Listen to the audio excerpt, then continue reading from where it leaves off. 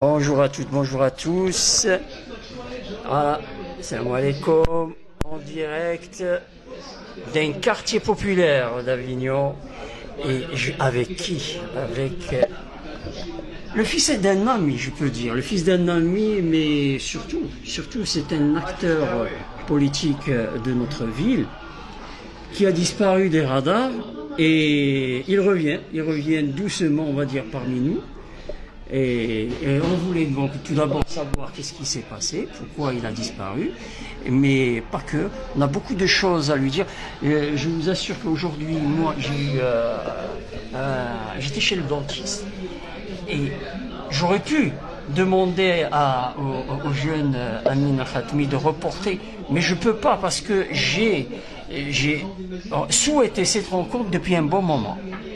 Je ne sais pas si Amine il se rappelle, mais moi je t'ai même envoyé un message une fois, peut-être que tu l'as pas lu. C'est possible. J'aurais bien aimé en fait lui parler de certains sujets, et ben qu'on aura bien sûr l'occasion aujourd'hui de traiter. Donc on profitera de cette occasion. Il est parmi nous et comme je vous ai dit, je ne voulais pas rater cette occasion. C'est Amine Mahbabik, bienvenue chez toi. Retour, on va dire. À la maison, presque. À la maison, exactement. Et avant bien sûr de commencer cette discussion, j'aurais bien aimé que tu nous dises juste quelques mots par rapport à ce drame qu'on a vécu ici à Avignon, l'expulsion du jeune Abdel Zahiri, que tu connaissais bien parce que bon, il était aussi impliqué dans la politique de notre ville. Oui. Moi, vous le savez, d'abord merci pour cette invitation parce que on y viendra tout à l'heure. Ces derniers mois, j'étais assez absent. Et donc je suis content, dans le cadre de ce retour, de pouvoir passer par Avignon et d'être un peu à la maison. En plus, il y a mon père pas loin, il y a un certain nombre, de têtes familières que je connais. Donc c'est un plaisir pour moi d'être à la Rocade. Sur ta question, je pense que chacun sait les divergences, les désaccords profonds que j'ai avec Abdel Zahiri, qui a tenu, à mon sens, des propos, notamment pendant la période du Covid, par rapport à la vaccination, par rapport des propos, alors que certains vont juger antisionistes, que d'autres, dont je suis, vont juger antisémites, par rapport à un certain nombre de comportements pendant la période des Gilets jaunes. Ces désaccords, ils sont connus. Moi, je les ai exprimés, j'ai eu l'occasion de le lui dire, et il a, y compris, à plusieurs reprises, été inquiété par soit les forces de police, soit dans le cadre de procédures judiciaires. Après, ceci étant dit, et je pense étant clairement dit, je sais aussi que c'est un père de famille qui a ses 3 enfants en France, qui sont français, dont l'épouse, la compagne que l'on a vu se mobiliser sur les réseaux sociaux, est française, qui a, alors je ne sais plus de mémoire, 7 ou 8 frères et sœurs qui ont la nationalité française. Et lui-même est arrivé en France Très jeune, à l'âge de 3 ou 4 ans ou 5 ans. Bon. Donc enfant, puisqu'il en a aujourd'hui combien, une quarantaine, 45 ans. Donc, 40 ans donc on peut, de manière assez factuelle, dire que il a passé toute sa vie en France. Bien sûr, bien sûr. Donc après que quelqu'un qui a toutes ses attaches en France, qui a sa famille en France, qui a ses enfants en France, soit expulsé à destination d'un pays où il n'a pour le coup aucune attache, puisque si j'ai bien compris, il n'a pas de famille sur place, il n'a pas d'amis sur place, il n'a personne sur place.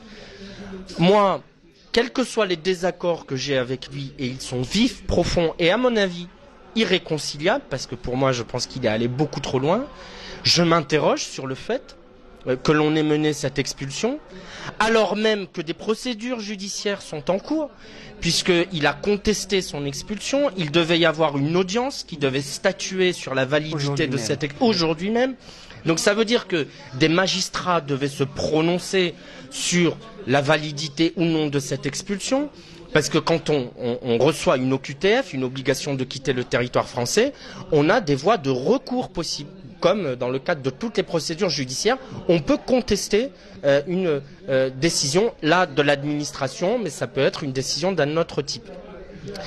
Donc, la rapidité avec laquelle tout ça est fait, puisque si j'ai bien compris, il arrive en centre de rétention mardi et il est expulsé 48 heures plus tard, ce qui quand même démontre une rapidité qui, moi, m'interpelle, m'interroge. Même pas 48 heures, bon. Donc tout ça mis bout à bout fait que... Ça a été monté c'est sûr... Alors ça, moi, je fais pas mien ces propos, parce que quand on commence à dire ça a été monté, ça sous-entend que ce serait un complot ou un coup politique de je ne sais qui. Moi, je n'en sais rien. Ce que je sais en revanche, c'est que peut-être que la place d'Abdel est en prison pour ce qu'il a dit ou fait, j'en sais rien, je ne suis pas magistrat et je ne connais pas le fond des dossiers. Peut-être que sa place est en prison, mais elle est sans doute en prison au Pontet, s'il doit aller en prison, mais pas à Casablanca. Parce que, encore une fois, il y a 3 enfants qui sont nés en France, il y a une famille française, il y a des attaches en France, et donc sans doute que j'ai entendu des avocats s'exprimer, sans doute que il aura vocation peut-être à pouvoir contester cette expulsion. Merci pour ta franchise. De toute façon, ça c'est clair, tu es clair et net. Juste pour te dire, c'est que ce que tu as dit vers la fin, c'était très important. C'est que si il a péché, ben, qu'il soit jugé ici, chez lui, c'est ici. C'est ça ce qu'on comprend pas. C'est ça ce qu'on comprend. Ça, moi, je dirais, excuse-moi le terme, c'est un peu une lâcheté politique. Oui. C'est-à-dire, on ne sait pas quoi faire de lui, donc on va l'expulser et c'est un autre pays qui s'en occupe. Voilà. Bon, d'abord, il faut quand même préciser à nos spectateurs que s'il est expulsé au Maroc, c'est que le gouvernement marocain, via la voix de ses représentants en France, j'imagine le consul qui est à Marseille, a accordé ce qu'on appelle un laissez-passer consulaire. Parce que la France seule ne peut pas décider de mettre des gens dans un avion et de les déposer à l'aéroport Mohamed V. Donc, la question qui se pose, c'est pourquoi le gouvernement marocain a donné ce laissez-passer consulaire, alors que nous sommes, tu le sais mieux que moi, dans un moment de tension entre la France et le Maroc, à mon avis, tensions qui sont du fait d'Emmanuel Macron seul, parce que le mépris avec lequel il traite le Maroc, quand on le met en parallèle avec les égards qu'il a à la tension d'Alger, c'est à mon avis la raison pour laquelle le gouvernement marocain s'est braqué. Donc on sait que le gouvernement marocain est assez réticent à délivrer ces laissez-passer consulaires. Donc pourquoi dans ce cas le laissez-passer consulaire a été délivré? Ça, c'est une première question. Et c'est une question importante. Donc, sans doute que les avocats qui vont... Quelques mots oui, par rapport à ce vas-y. Et c'est vrai que c'est une erreur monumentale. C'est une erreur monumentale. Le fait qu'en fait, on donne un laissez-passer dans ces conditions que tu as rappelées. Voilà. En tout cas, merci Amine pour bien sûr ce mot. Et bien on va attaquer, on va parler d'un petit peu. C'est ça l'objectif. L'objectif de cette rencontre, c'est bien sûr Amine, c'est un homme politique et d'origine marocaine, ce qui est rare, je dirais, dans notre ville. Il y a bien sûr notre Farid aussi, Farid Farissi, avec qui tu étais dans je ne sais pas si vous étiez tous les deux dans la jeunesse socialiste. Au mouvement des jeunes socialistes. Donc on est des anciens combattants. Tu le connais très bien. Ouais. Tu me diras quelques mots après si tu veux, parce que après donc lui il est passé d'une certaine manière, il était un peu lassé des socialistes. Il est passé... Disons que nos chemins ont pris des trajectoires un peu différentes. Voilà. Pour dire les choses poliment. Exactement. En tout cas, alors on aimerait bien savoir où tu étais, parce que c'est vrai, J'étais caché. Voilà, on te voyait presque tous les jours sur le plateau de CNews à un certain moment avec un autre Avignonnais qui était Karim Zeribi. Ouais. Vous savez qu'un jour, je le dis parce que c'était quand même assez drôle. Un jour, donc sur les plateaux, il y avait 6 invités, Laurence Ferrari, et nous nous sommes retrouvés. C'est le hasard parce que les programmateurs ne savaient pas. Nous nous sommes retrouvés à 3 Vauclusiens sur la même rangée, avec Karim, Julien Aubert et moi-même. Et on s'est quand même dit que sur un plateau de 6 invités, sur une chaîne nationale, avoir 3 Vauclusiens, et je peux même maintenant dire 3 Avignonnais, puisqu'il me semble que Julien Aubert est désormais Avignonnais. 3 Avignonnais, 3 Vauclusiens, qui, de par leur parcours, parce que l'un est devenu député, moi-même pour d'autres raisons, Karim pour les engagements qu'on sait. Cette petite ville, elle produit. Cette petite ville a quand même, vraiment, a quand même au niveau politique, représenté à un certain niveau. Tu peux nous dire quelques mots par rapport à juste qu'est-ce qui s'est passé? Pourquoi tu as disparu? J'ai disparu parce que j'avais besoin de faire le point avec moi-même, de faire le point sur un engagement politique, parce que j'ai beau avoir un jeune âge relatif, ça fait quand même 20 ans que je fais de la politique. J'ai adhéré, tu l'as rappelé, au MJS et au PS à 15 ans. J'ai été élu adjoint de Cécile L dans cette belle ville d'Avignon à 25 ans, donc jeune. J'ai accédé à la présidence du Printemps républicain il y a maintenant 6 ans, ce qui m'a offert une exposition médiatique nationale importante. Tu l'as rappelé, avec effectivement des passages plusieurs fois par semaine sur des chaînes d'infos. J'ai écrit 3 livres sur des sujets qui sont des sujets sensibles, qui sont des sujets qui ont pu m'exposer à des menaces, à des attaques, y compris parfois des menaces très sérieuses venant de gens qu'on n'a pas envie de croiser sur son chemin. Et puis il y a eu l'épisode des législatives et du soutien à Emmanuel Macron, puisque moi j'ai convaincu d'une certaine manière le Printemps républicain de soutenir Emmanuel Macron, parce que je pensais qu'en retour Emmanuel Macron, comme cela aurait dû se faire, allait soutenir un certain nombre de nos candidats aux législatives. Non seulement il ne l'a pas fait, mais il nous a écartés avec un mépris assez remarquable. Et c'est vrai que pendant plusieurs mois, j'ai vécu ça assez douloureusement. J'ai vécu une forme de questionnement, une forme de bilan d'une certaine manière, en me disant mais avec tout ce que tu as fait, avec l'engagement qui a été les engagements qui ont été les tiens, avec les coups que tu as pris, tu dois faire ce constat d'échec que tu n'as pas réussi, notamment à faire élire tes amis du printemps républicain. Et donc ça a été assez violent. C'est vrai que j'ai voulu prendre du recul, j'ai été moins présent sur les médias, j'ai plus pris la parole publiquement parce que j'avais besoin, si tu veux, de savoir si... continuer discrètement, on va dire. Ouais, j'ai même arrêté, on peut dire que pendant plusieurs mois, j'ai arrêté, j'ai pensé un peu à moi, j'ai essayé de surmonter cette épreuve, et puis je me suis dit, est-ce que tu as envie de continuer? Est-ce que ça vaut le coup? Est-ce que tu as encore la niaque, l'énergie? Je suis encore relativement jeune, donc j'ai la possibilité de faire un virage à 180 degrés, de partir, de me faire oublier, de faire autre chose.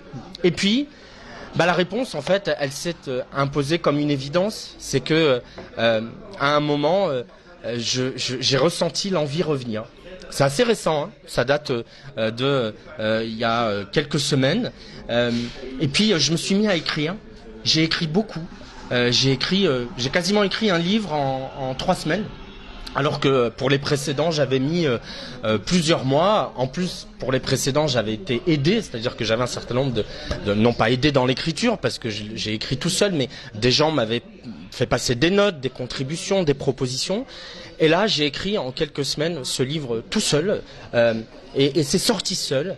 Et au fur et à mesure que j'écrivais, que j'avançais dans ce projet, je retrouvais la niaque, je retrouvais de l'énergie, je retrouvais des envies, j'ai retrouvé des projets médias, je peux pas rentrer dans le détail, mais à la rentrée, en septembre, on va me retrouver à la fois à la télévision, en radio, il y aura ce livre qui va suivre, et puis j'ai des projets politiques, je revois des gens que je n'avais pas vus depuis longtemps, et et j'ai retrouvé cette envie de me battre. J'ai retrouvé, y compris une énergie physique qui m'avait un peu déserté, qui m'avait un peu, qui m'a fait laisser un peu comme ça pendant quelques mois sur le retrait. Je pense que c'est normal que de temps en temps, oui, on c'est prend possible. un recul pour prendre comme un tremplin pour aller plus loin. Oui. Mais c'est vrai que maintenant, je le dis avec modestie, humilité, j'ai l'impression d'être plus fort qu'avant cette épreuve. Oui. C'est-à-dire que d'abord j'ai tourné un certain nombre de pages. Oui. Je me prépare à mettre fin à un certain nombre d'engagements pour lesquels j'ai pris énormément de plaisir, mais je crois que l'heure est venue de passer à autre chose. Je vois arriver d'autres projets, certains auxquels je m'attendais pas du tout, et je sens une énergie nouvelle, si je puis dire. Une foi nouvelle, et pour le militant laïque que je suis, ça peut paraître curieux, mais oui, une foi nouvelle, une envie de me battre, une envie de défendre les idées dans lesquelles je crois. C'est vrai que j'ai passé beaucoup de temps à Avignon, alors ça aide de se ressourcer, de retrouver sa famille, de retrouver ses amis, de retrouver des lieux qu'on aime, qu'on apprécie. Je suis pas mal allé à la Reine Jeanne. C'est ce qu'on te reproche certaines fois, on te reproche que tu as abandonné d'une certaine manière. C'est comme si tu en avais marre de notre ville, où tu étais fâché. Bon, on savait que tu étais fâché contre certains. On se fâche pas avec sa famille. On peut se fâcher avec sa famille. Mais on la au niveau retrouve. Politique. Ouais. J'en parle au niveau politique. Oui, mais ça a été violent. Oui. Les Avignonnais ont été témoins. Voilà. On va dire quelques mots sur ce passé. En tout cas, voilà, je suis de retour. Je suis de retour. Et je suis très déterminé. Et nous, voilà, ça nous j'ai beaucoup d'énergie. De te voir. Et ça me fait plaisir aussi. C'est pour ça qu'on a eu cette occasion qui est très importante pour nous. Parce que tu sais que tout le mal qu'on te souhaite, que vraiment, on veut que tu réussisses.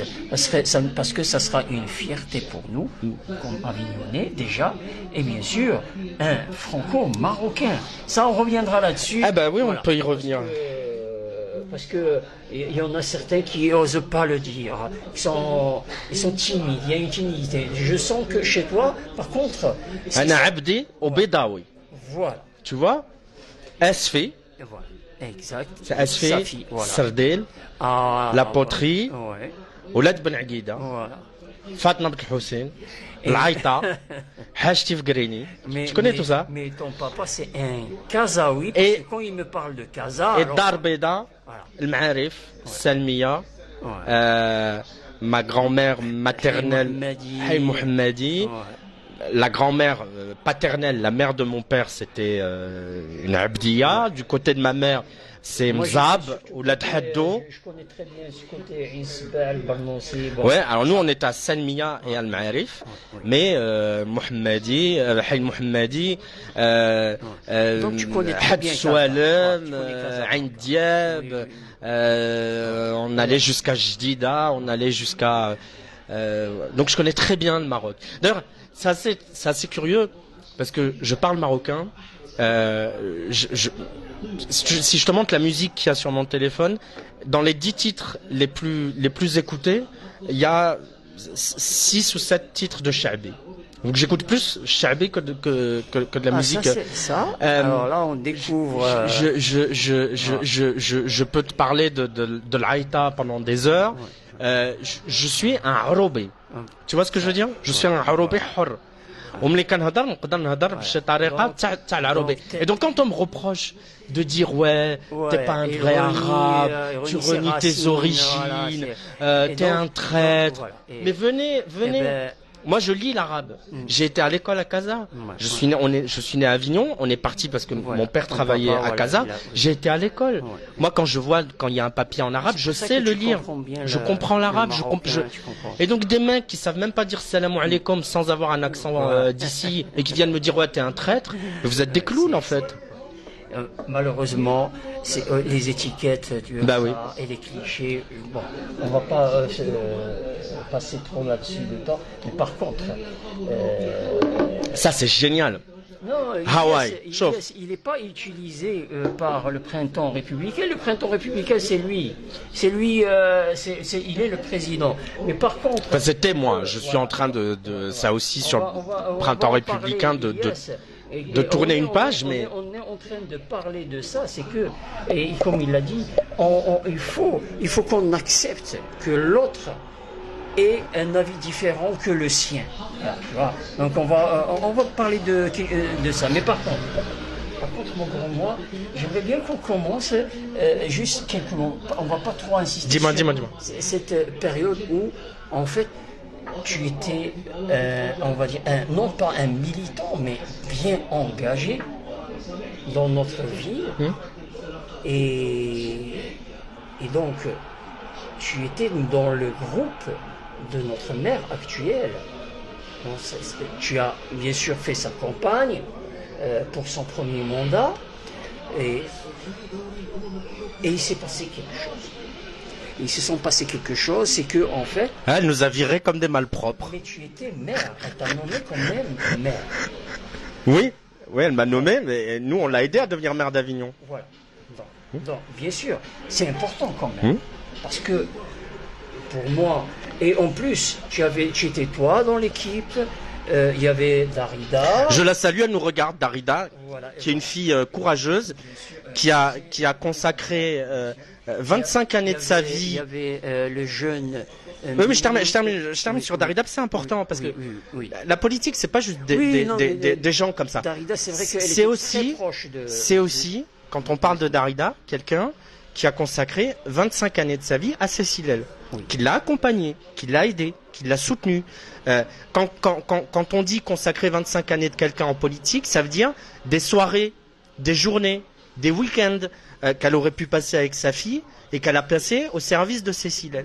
Et donc, lorsqu'arrivait, une fois que Cécile arrive au poste dont elle rêve depuis toujours, aidée par des Darida, et notamment par Darida et par d'autres qui l'ont soutenue, une fois arrivée là, voir avec quel mépris, avec quelle rapidité elle s'est séparée de gens comme nous, oui, ça dit quelque chose de la personne de Cécile, de l'idée qu'elle se fait des gens, de l'idée qu'elle se fait de la loyauté, de l'idée qu'elle se fait de la reconnaissance qu'elle doit à ceux qui se sont battus pour elle. Bien sûr, donc je le dis parce que... Et ce qui est bien chez toi, c'est que toi, tu as un principe, c'est l'amitié. Mais certaines fois, en politique, il faut mettre l'amitié de côté. Parce que dans la politique, il y a des engagements, il y a des principes aussi. Moi, je crois pas qu'il faille mettre l'amitié de côté quand on est en politique. Sinon, ça veut dire qu'on n'a pas de valeur.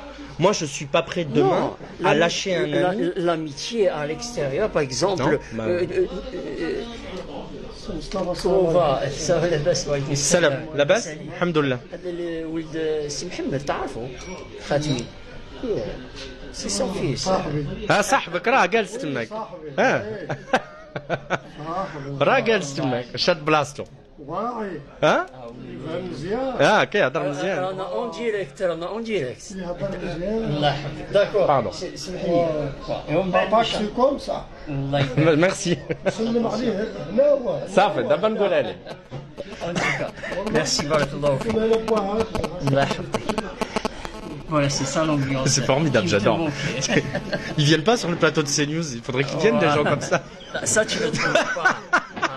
L'âge. Alors, juste une petite anecdote, j'ai demandé à Amine qu'on aille sur la place de l'horloge où on va dans notre cas. Mais c'est lui, il a insisté, il m'a dit, voilà, j'aimerais bien vivre cette ambiance-là. Mais bien sûr. Bien sûr que, et c'est important.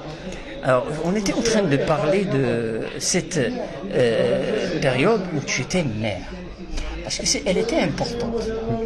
Et oui, effectivement, tu as, on va dire, au nom de l'amitié, si tu veux, tu as abandonné ce poste. Pas tu as abandonné.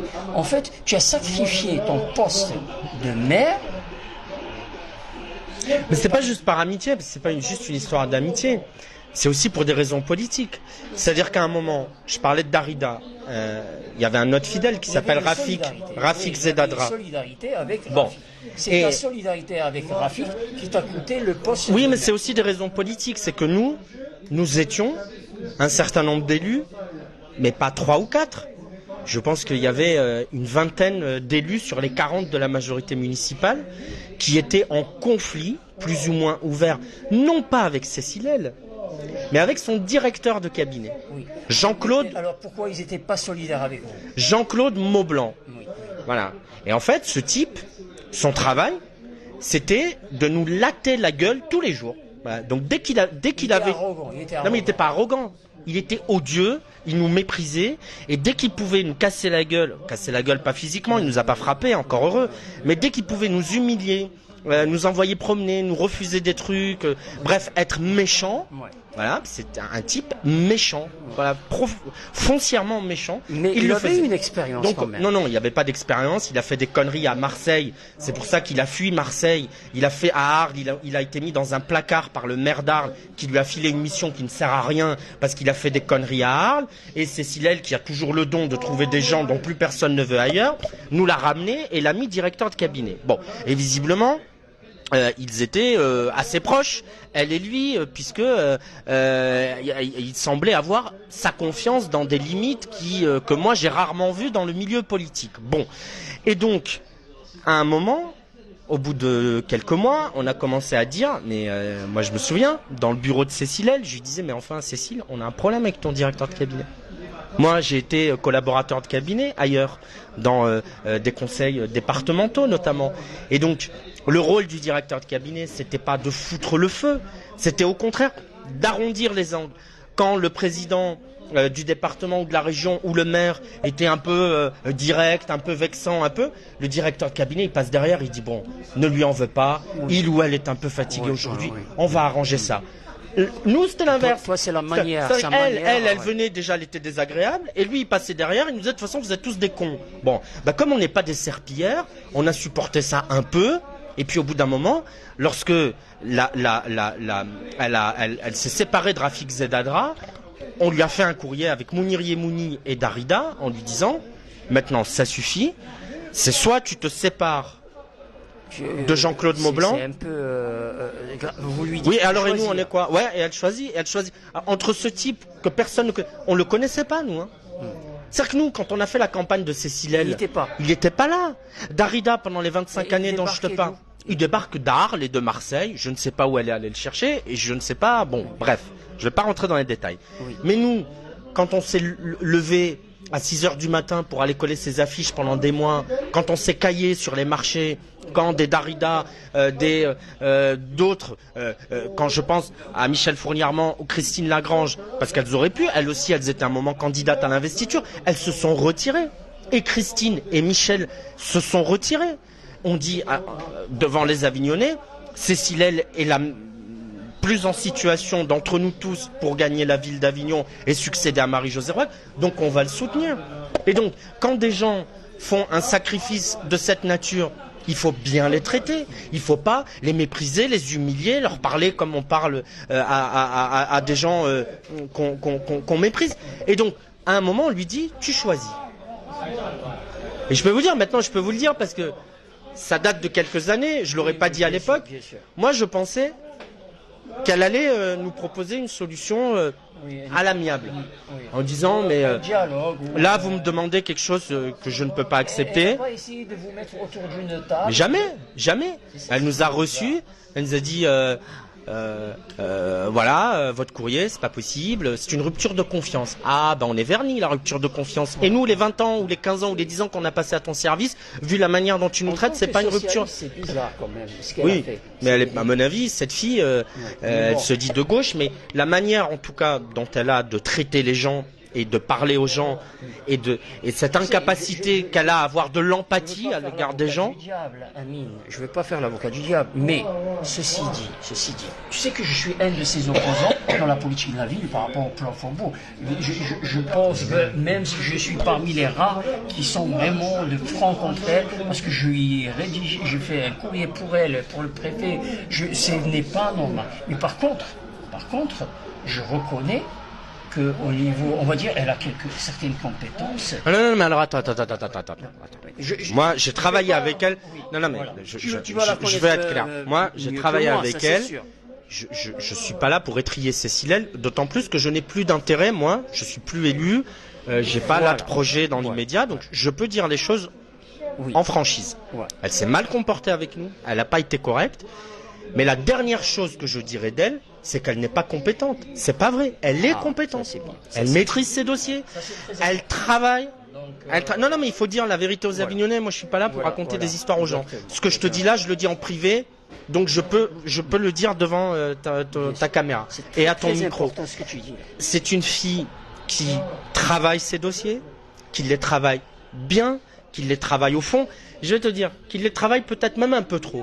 Je pense qu'elle se mêle parfois de sujets qui en réalité ne relèvent pas du maire. Moi, je me souviens quand j'étais adjoint, je venais dans son bureau, je lui présentais des projets et elle me posait des questions sur des détails.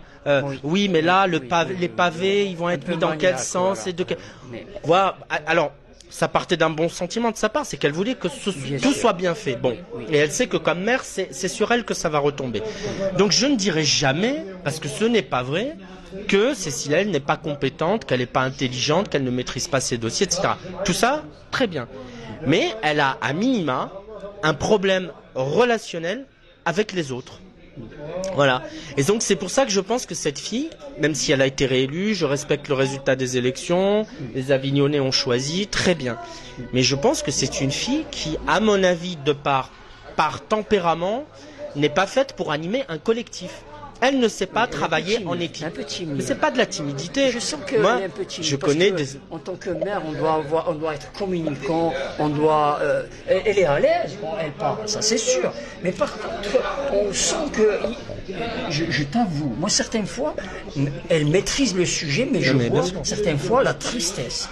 Quand elle s'exprime, c'est pas qu'elle est désagréable, mais on dirait qu'elle n'est pas épanouie en tant que mère. Moi, je sais pas, je suis pas psy et voilà, donc j'irai pas sur ce terrain-là, mais en tout cas, je pense, à minima, qu'elle a du mal qu'elle n'a pas les qualités pour animer un collectif. Et quand on est mère, on doit par définition avoir un certain nombre de qualités et de compétences pour animer une équipe, pour valoriser ses élus, pour les respecter, pour leur donner envie de se battre. Alors nous, on était là, on était payés 3 francs 6 sous parce que la vérité c'est qu'on ne gagnait pas bien nos vies, parce que les gens croient que quand tu es adjoint au maire, tu gagnes 4 000 €, tu as un chauffeur qui t'attend avec une voiture de fond, une voiture de la mairie, c'est pas vrai.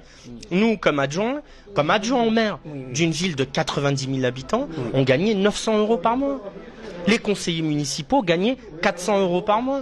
Les conseillers communautaires, moi je siégeais au conseil communautaire. Tu sais combien c'est l'indemnité d'un conseiller communautaire ? Non. C'est 180 €. D'accord ? Oui. Oui, je l'ai vu. Oui.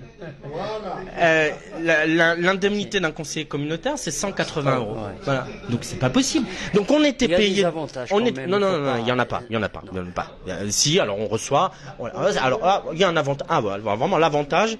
On avait 2 tickets pour le festival. Voilà. Alors c'est super, on était les rois du monde, on avait droit à 2 tickets et en plus il fallait aller au cabinet puis faire des comme ça, limite faire les supplier d'avoir 2 billets, voilà, des Salamalek, 2 billets gratuits pour le festival.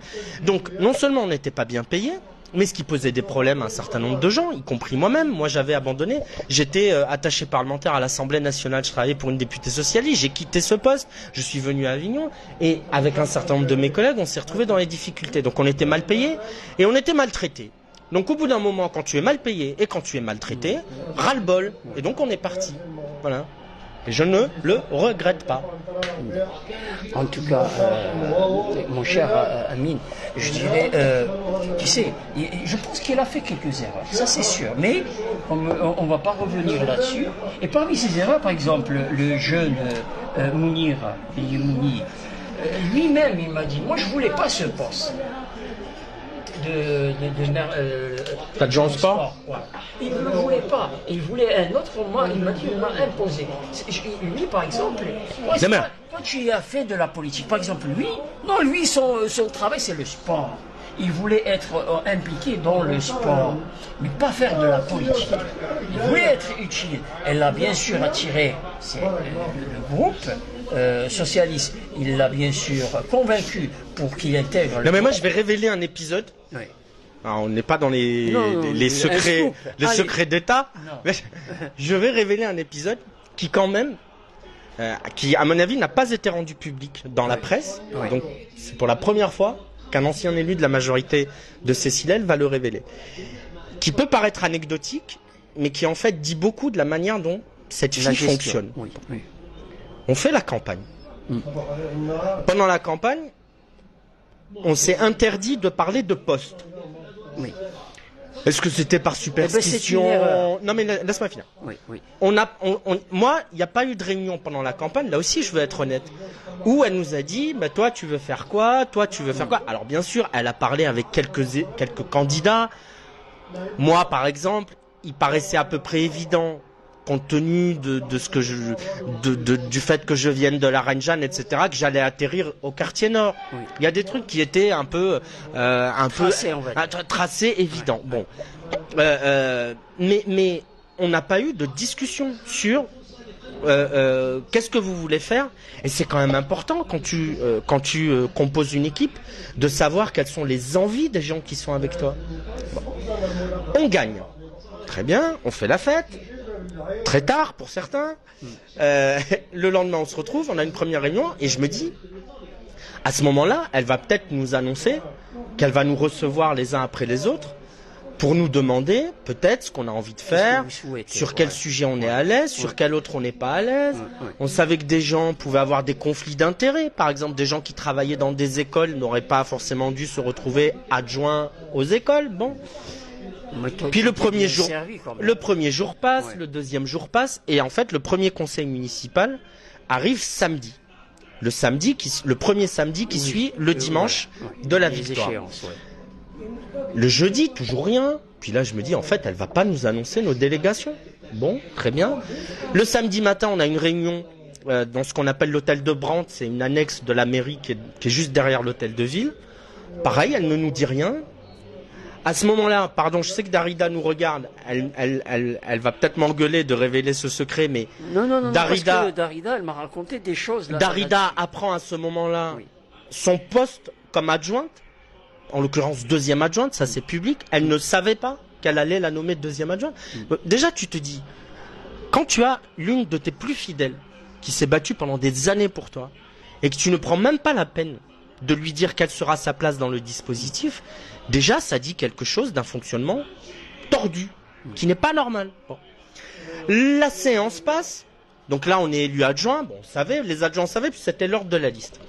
Et puis dans les jours qui suivent, je me dis, bon, conseil est passé, elle est élue maire, on est nommé adjoint, elle va maintenant nous dire notre délégation. Bah tu me crois si je te dis qu'on l'a appris dans la presse?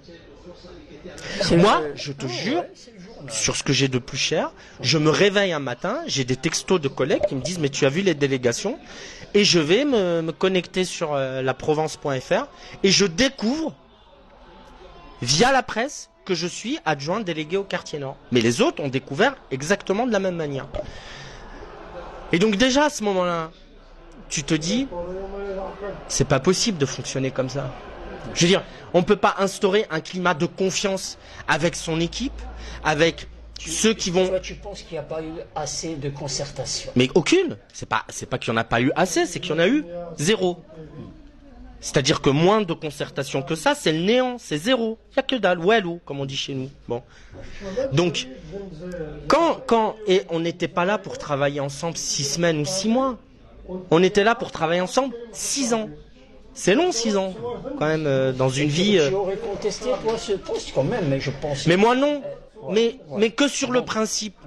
Elle n'est pas pris 10 secondes pour m'appeler, mais appeler les autres, même pas nous recevoir. On savait qu'elle avait pas de temps, qu'elle avait 10 000 trucs à gérer. Elle l'a appelé, bon, parce qu'elle me l'a dit. Non, mais d'accord, mais elle a appris son poste d'adjoint à ce moment-là. Le numéro sur la liste d'adjoint. Tu appelles 10 secondes. Bonjour Amine, voilà, moi je pense que compte tenu de ton parcours, tu seras très utile au quartier nord, voilà, blablabla.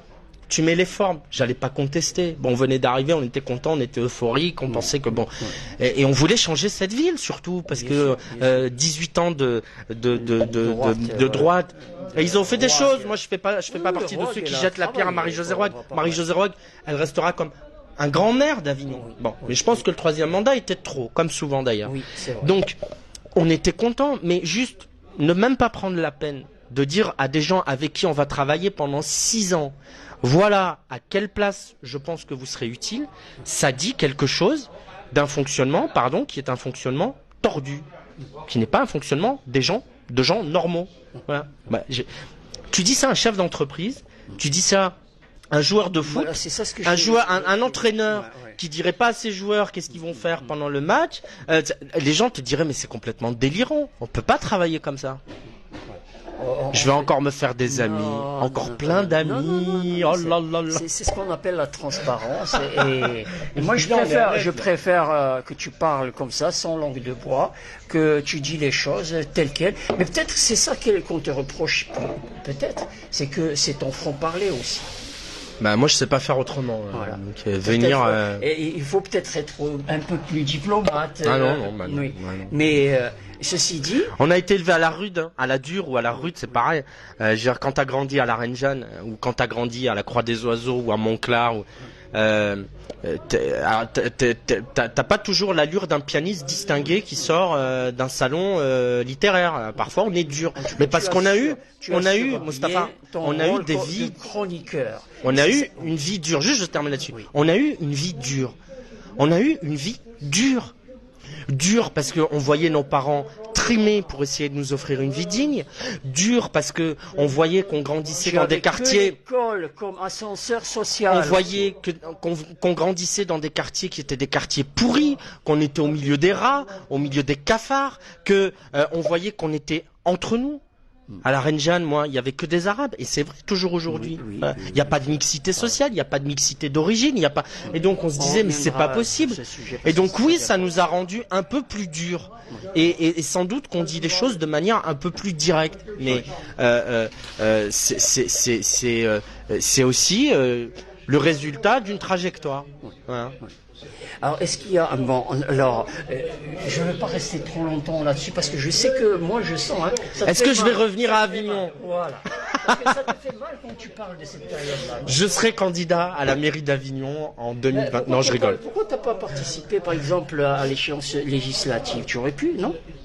Parce que je pensais qu'Emmanuel Macron m'aiderait à être élu député ailleurs. Tu sais que mais comme on dit chez nous, comme il nous l'a un peu fait à l'envers. Que, tu sais, bientôt, il va y avoir un remaniement ministériel. Mais je n'irai pas travailler avec Emmanuel Macron. C'est terminé. Si pour moi, alors là, pour le coup, je vais lui dire ce que m'a dit Cécile. Je vais lui dire, mais Monsieur le Président, il y a une rupture de confiance entre nous. Comme Cécile m'a dit dans son bureau quand elle m'a dit Amine, il y a une rupture de confiance. Je vais dire. Mais je pense que d'abord il nous a trahis. La vérité, c'est qu'il nous a pas respecté, parce que on l'a soutenu. Moi personnellement, je n'ai pas voté pour lui pour le deuxième mandat. J'ai voté pour lui pour le premier mandat. Et donc, comme tu dis, il y a une rupture. Donc j'ai pas. Moi, je lui ai fait confiance parce que j'ai cru, sincèrement. Et c'est d'ailleurs, moi, le jour où je lui apporte mon soutien avec le mouvement que je préside à ce moment-là, je donne un entretien au Point, à l'hebdomadaire Le Point, un grand entretien, dans lequel j'explique, et d'ailleurs il l'a lu, le président, cet entretien, puisqu'il a envoyé un message à l'un de nos amis en disant j'ai lu l'entretien de votre président dans Le Point, merci pour ce soutien, etc. etc. Bref. Et j'explique que moi, j'étais sceptique sur Emmanuel Macron et qu'il m'a convaincu parce que notamment sur les questions de laïcité ou de lutte contre l'islamisme, j'ai considéré qu'il avait évolué dans le bon sens. Et que je pensais que cette évolution serait durable, sincère, etc., etc. Or, force est de constater que non seulement il nous a utilisés nous, mais à la rigueur, nos pauvres petites personnes et nos trajectoires et nos destinées personnelles ne sont pas très importantes, mais surtout, la ligne qu'il semblait avoir décidé de prendre sur nos sujets, il ne l'a pas suivi. Et il a continué en fait à zigzaguer en faisant ce qu'il sait faire de mieux, c'est-à-dire donner raison à tout le monde. Donc le matin, il va recevoir des écologistes qui vont lui dire, Monsieur le Président, la chasse c'est pas bien. Il va leur dire oui, oui, vous avez raison. Et l'après-midi, il va recevoir la Fédération des chasseurs et il va leur dire oui, oui, vous avez raison, vous aussi. Et donc tout le monde sort de là content parce qu'il se dit le Président m'a donné raison. Mais en fait, on ne peut pas diriger un pays sans comme ça avoir de lignes claires et avoir des convictions ou en tout cas des positions qui fluctuent au gré des gens à qui on parle. En fait, le problème d'Emmanuel Macron, c'est qu'il ne cherche pas à convaincre, il cherche à séduire. Il est dans la séduction permanente. Lorsque vous essayez de convaincre quelqu'un, ça veut dire que vous-même vous êtes convaincu, et donc ça veut dire que vous avez quelques idées un peu fortes. Lorsque vous cherchez à séduire, ça veut dire qu'en fait, vous pouvez coller à n'importe qui. Donc je séduis les uns, puis je séduis les autres, et puis j'essaie de séduire tout le monde. Donc moi, si demain il ne le fera pas, fort heureusement, mais si en cours de quinquennat, là, on m'appelait pas forcément au gouvernement, mais même on me proposait un poste à la con, je ne sais où, dans la majorité présidentielle, je le refuserais. Et par ailleurs, en tout cas, tu t'es fait avoir toi aussi avec le Front républicain et compagnie. Et je voulais juste une question. En tout cas, je pense que... Qu'est-ce que tu penses du Rassemblement national? Juste en quelques mots. Voilà. Est-ce qu'il peut gérer le pays? Il a les compétences pour gérer. J'allais te dire.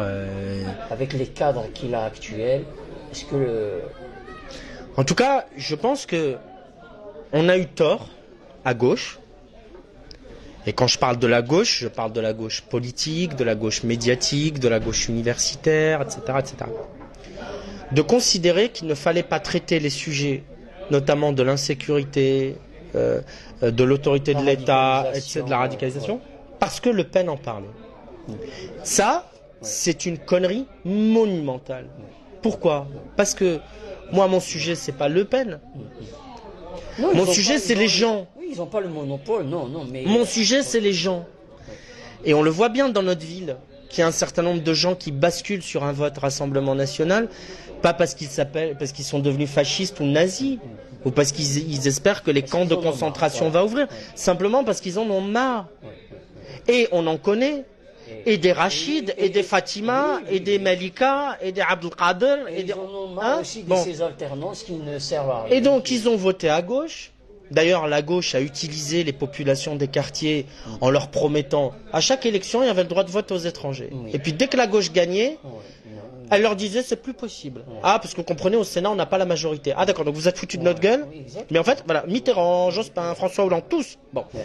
Et ils ont aussi, nous, on était cons de croire à... Ils ont voté pour la droite, ils ont revoté pour la gauche, ils ont revoté pour la droite. Puis maintenant, qu'est-ce qu'ils se disent? Ils se disent notre pays dégringole, l'insécurité augmente. La vie est de plus en plus chère, on n'arrive pas à vivre dignement de notre travail, parce que les gens, c'est pas des assistés. Moi, je connais assez peu de gens dont le rêve dans la vie est de rester au RSA pendant 30 ans. Ça n'existe pas. Il y a qu'Éric Zemmour qui pense qu'il y a des gens qui se lèvent le matin en se disant, moi, mon rêve, c'est d'être au RSA ou au chômage. Non. Les gens, pourquoi? Parce qu'ils ont envie de gagner de l'argent pour offrir des choses à leurs enfants, pour les emmener en vacances, pour que leurs petits soient fiers et dignes et propres et heureux d'aller à l'école et de ne pas avoir honte de leurs habits sales ou du dernier jeu à la mode qu'ils ne peuvent pas s'acheter. Les gens, ils veulent partir en vacances et se faire plaisir. Donc les gens, ils veulent travailler, mais vous avez des gens qui, tout en travaillant, n'arrivent pas à vivre dignement de leur travail. Et là, il y a Le Pen qui arrive et qui leur dit, moi, je vais rétablir l'ordre, je vais remettre de la sécurité et je vais vous redonner du pouvoir d'achat et vous aider à vivre dignement. Et donc les gens, qu'est-ce qu'ils se disent? Ils se disent, eh ben alors, mais pourquoi on ne l'essaierait pas? Donc, nous sommes, et quand je dis nous, c'est un grand nous qui enveloppe la droite, la gauche, le centre, tous ceux qui depuis 40 ans ont gouverné. Si demain Marine Le Pen gagne la prochaine élection présidentielle, ce n'est pas simplement parce que Marine Le Pen aura convaincu les gens, c'est parce que les autres les auront trahis. Et j'utilise à dessein ce terme fort, les autres les auront trahis. Quand on promet aux gens des choses et qu'on ne les tient pas, on les trahit. Est-ce que tu te sens toujours de gauche, Ami? Oui. Mais je pense que c'est la gauche qui ne l'est plus. Voilà. Alors qu'est-ce que tu reproches à cette gauche? Bah, je lui reproche sa paresse intellectuelle, je lui reproche d'aller se jeter dans les bras de Mélenchon, le clientélisme, Mélenchon, la NUPES, des gens qui insultent les flics, qui disent que la police tue, des gens qui ont défilé avec des islamistes. Nous, on le sait. Quand on vient d'où on vient, on se bat contre l'islamisme parce qu'on sait que c'est un cancer. Alors, là, il y en a qui parce que je veux pas faire l'avocat du diable, mais il faut absolument comprendre que quand il dit islamisme, il parle de radicalisme. Oui. Il ne critique jamais l'islam parce que parce que certains, je sais qu'il s'est fait des ennemis à mine par rapport à ça. Par rapport à certaines déclarations, mais il l'a dit clairement, juste il faut bien l'écouter, que en fait, même sa mère, elle porte le voile, mais il distingue, par exemple, le voile de sa mère du voile d'une collégienne. Et là, je pense que tout le monde s'accorde là-dessus. Et c'est ça, certaines fois, certains, ils te reprochent à chaque fois, ils le disent, comme Ilyes là, il te dit que tu es islamophobe. Mais qu'est-ce que ça veut dire? Voilà. Ilyes, agis. C'est un ami en plus. On se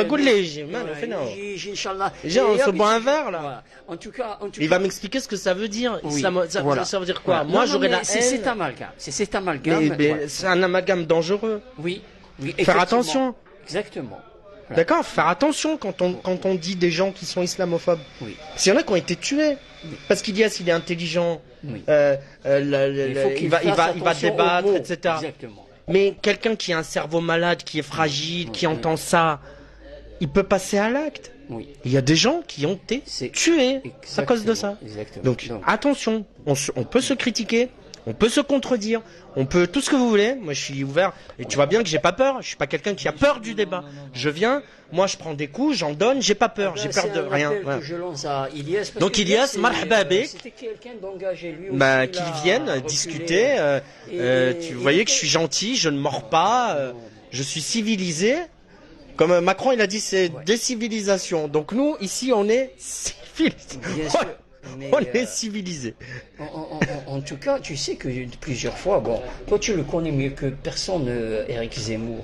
Tu vois pas que c'est un danger, ce monsieur, quand même? Bah si, moi je l'ai affronté dans un débat, notamment à la télé.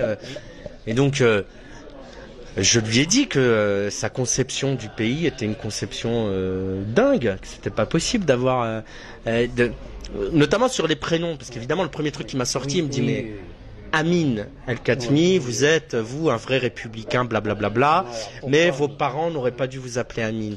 Je dis, mais monsieur Zemmour, vous considérez-vous qu'un prénom fait un destin?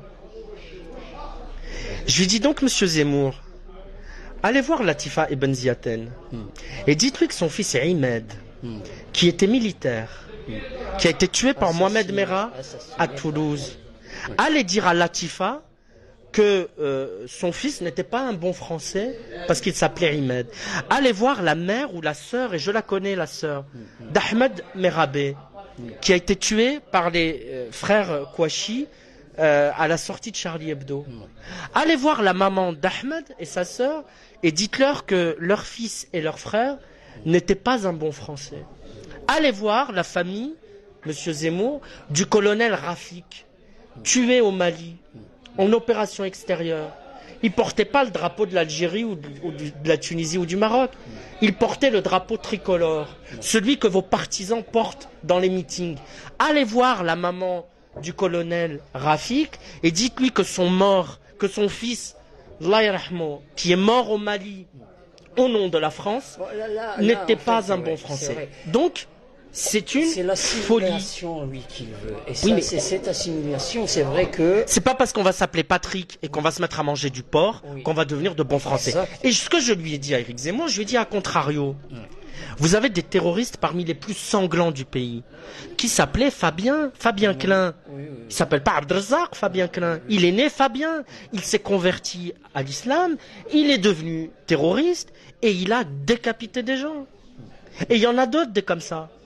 Des Julien et des Marion et qui se sont convertis et qui ont, comme on dit, le zèle des nouveaux convertis. Ils ont voulu tellement en faire plus qu'ils ont fini terroristes. Bon. Donc ça veut dire que considérer qu'un prénom qui t'est donné à la naissance, alors que rien n'est déterminé au moment où l'on vient au monde, va dessiner ta trajectoire, c'est quelque chose qui est absurde. Tu sais qu'en parlant de liberté, et quand tu as dit tout à l'heure, oui, c'est dangereux certaines fois, certains propos, ils sont dangereux. Oui. Mais comme dira quelqu'un qu'il est islamophobe, c'est dangereux. Oui. D'abord, surtout quand c'est Alors, faux. Là, tu sais que, bon, le gouvernement, il essaie, par exemple, on parle beaucoup d'harcèlement à l'école. C'est un vrai sujet, ça. Oui, c'est sûr. Mais qu'est-ce que ce gouvernement il peut faire dans ce sens-là? Parce que c'est vrai que on est parti très loin dans les menaces sur Internet, même envers vous. Vous avez reçu, je suis sûr, des menaces. Et ça, les gens ils savent pas l'ampleur des mots. Ils pèsent pas les mots. Mais moi, à cause de messages sur Internet, oui. Je vais pas rentrer dans les détails parce que c'est des questions de sécurité, donc je veux pas les exposer publiquement. Oui.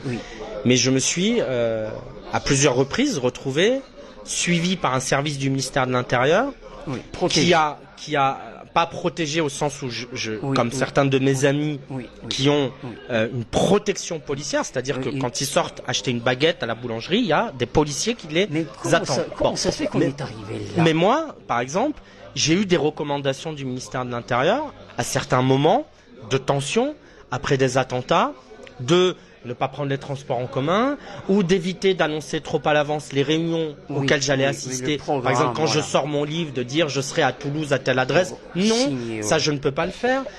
Bref, de prendre des précautions. Tout simplement parce que des gens qui ne mesurent pas la conséquence de leurs paroles tiennent des propos qui te mettent en danger. Mais pourquoi on n'arrive pas jusqu'au jour d'aujourd'hui?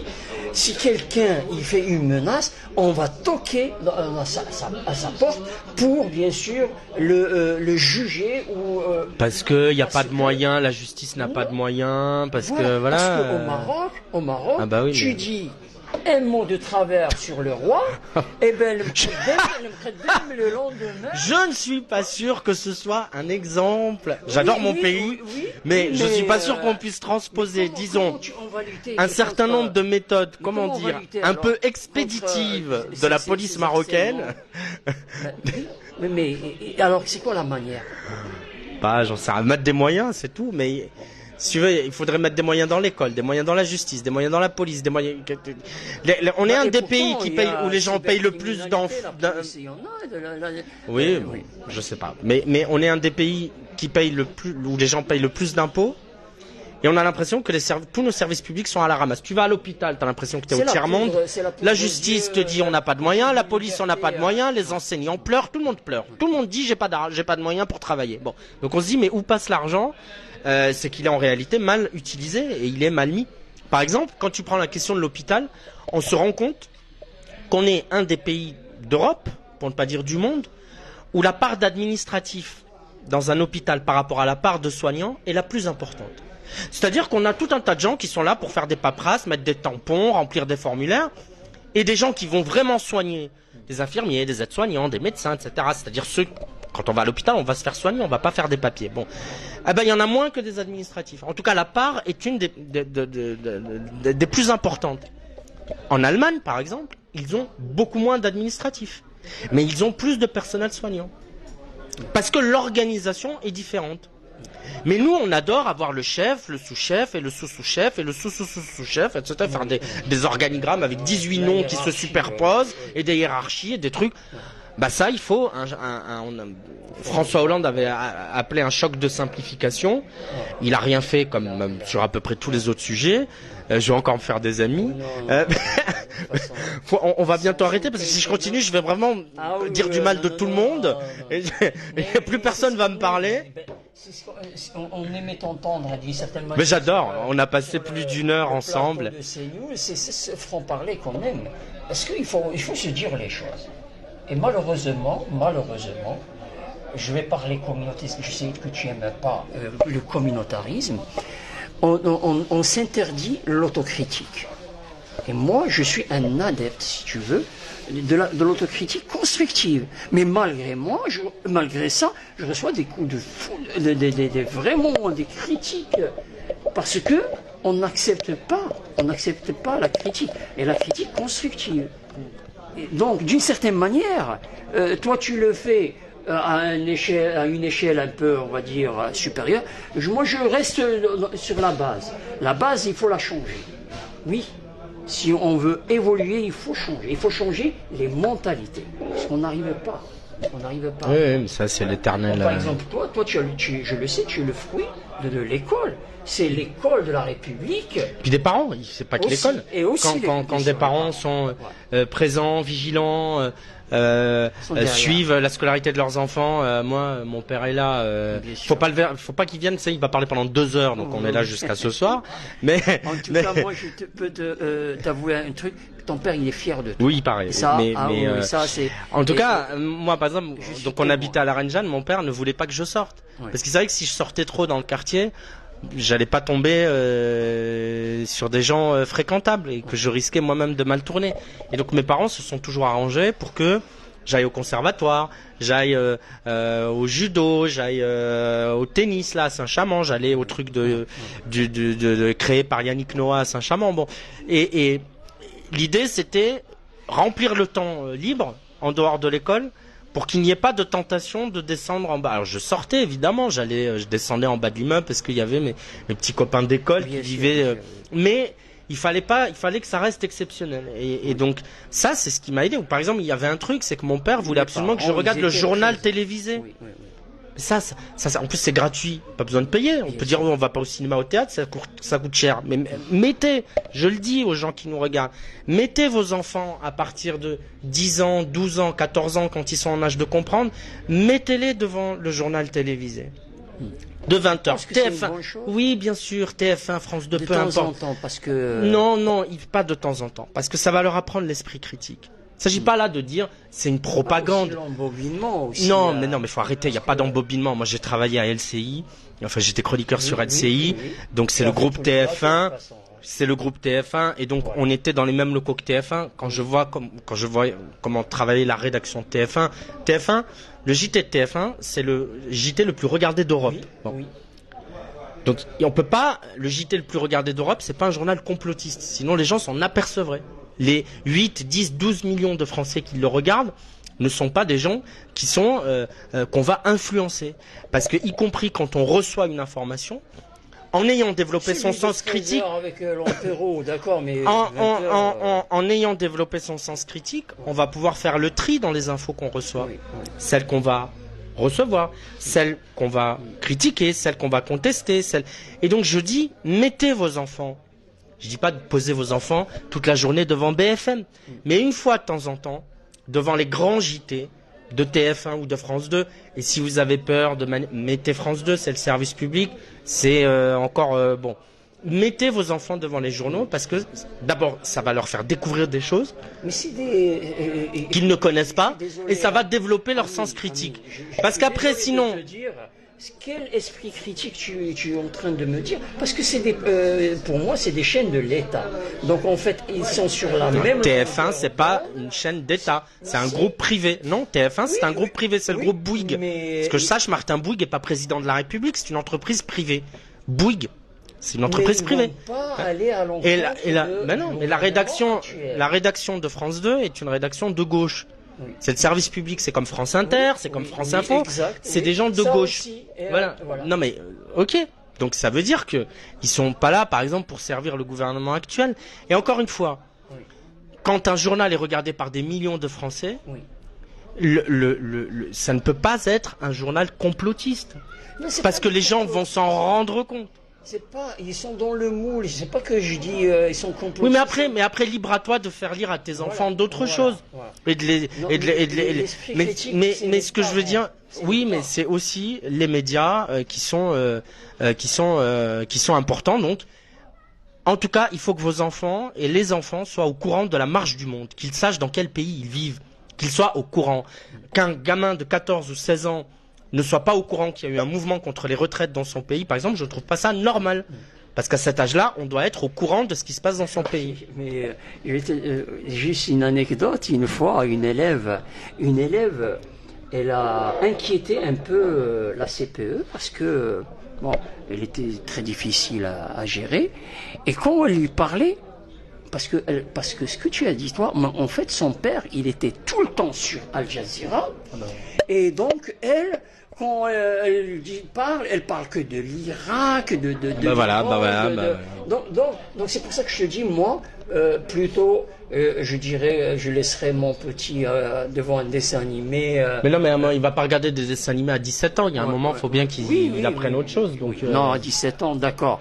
Mais bon, il peut regarder des documentaires. Bon, ça va, c'était bien. Ouais, ça va très bien. En tout cas, j'aimerais bien merci beaucoup. Parler un peu de ton livre. Oui. Et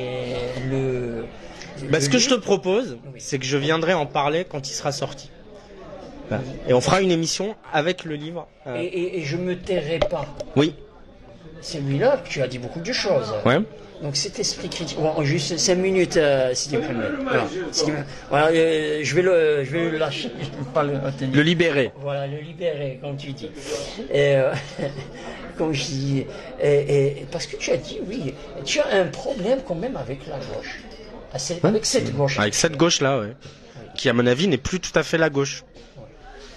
Voilà. Donc, nous, on veut que tu reviennes alors ici. Tu vas revenir avec sur quelle étiquette alors? Ah bah vous verrez. Ce sera la surprise. Tu penses créer un parti?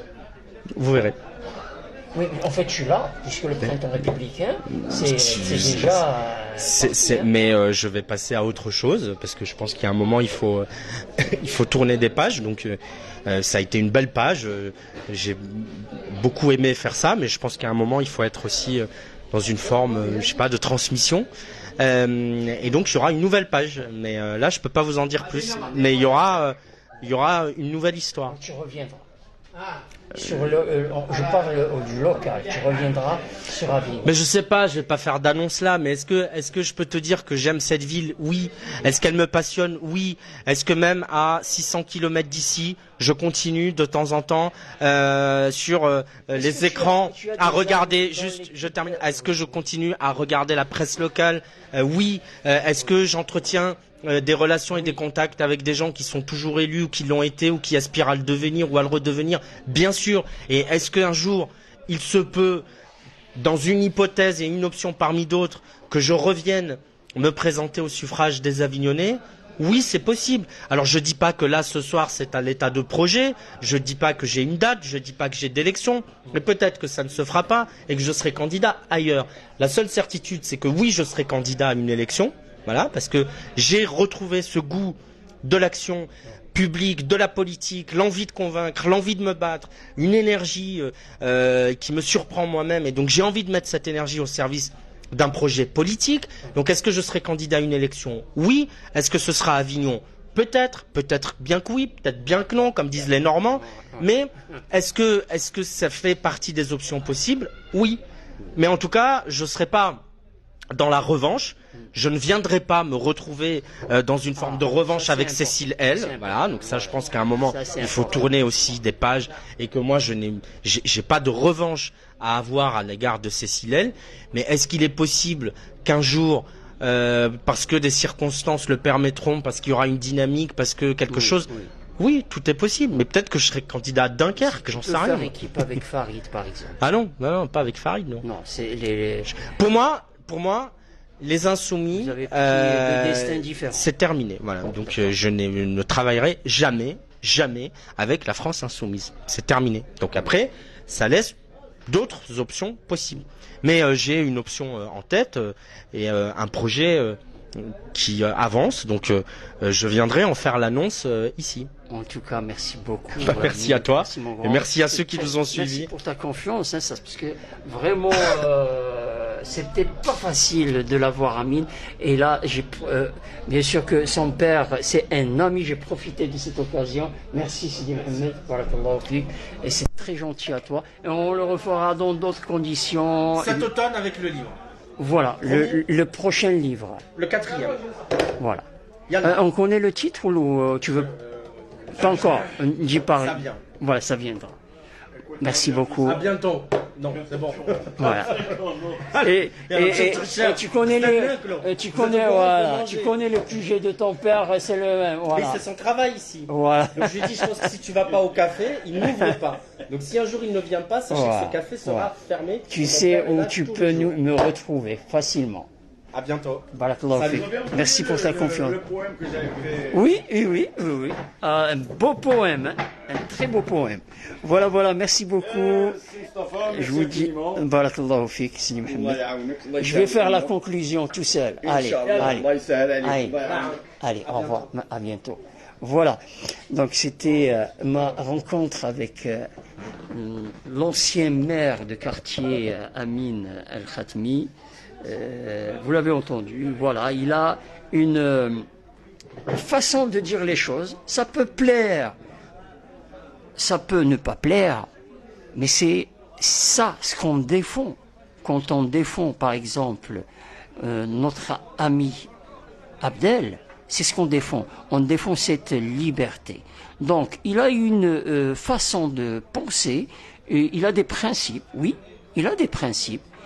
Et il les défend. Il les défend à sa manière. Au moins, je dirais moi, au moins, il se voile pas la face. Il a du courage. Et j'admire, moi, les gens qui sont courageux, parce que c'est très très important si on veut évoluer les choses. Pour changer les choses, il faut du courage. Et c'est ça qui nous manque pour le moment. Et si Abdel, notre Abdel, on le perd, je pense que ça sera la défaite, parce que lui, c'était quelqu'un de courageux. Et je sens, moi, c'est mon avis, ils ont un point commun, Abdel, même s'ils s'entendent pas. C'est ça ce qu'on appelle la liberté d'expression. Ils ont deux chemins différents. Ils sont dans le sens contraire l'un de l'autre. Mais au moins, je sens qu'ils ont quelque chose de bien que j'admire, qui est le courage. Sur ce, je vous dis à bientôt.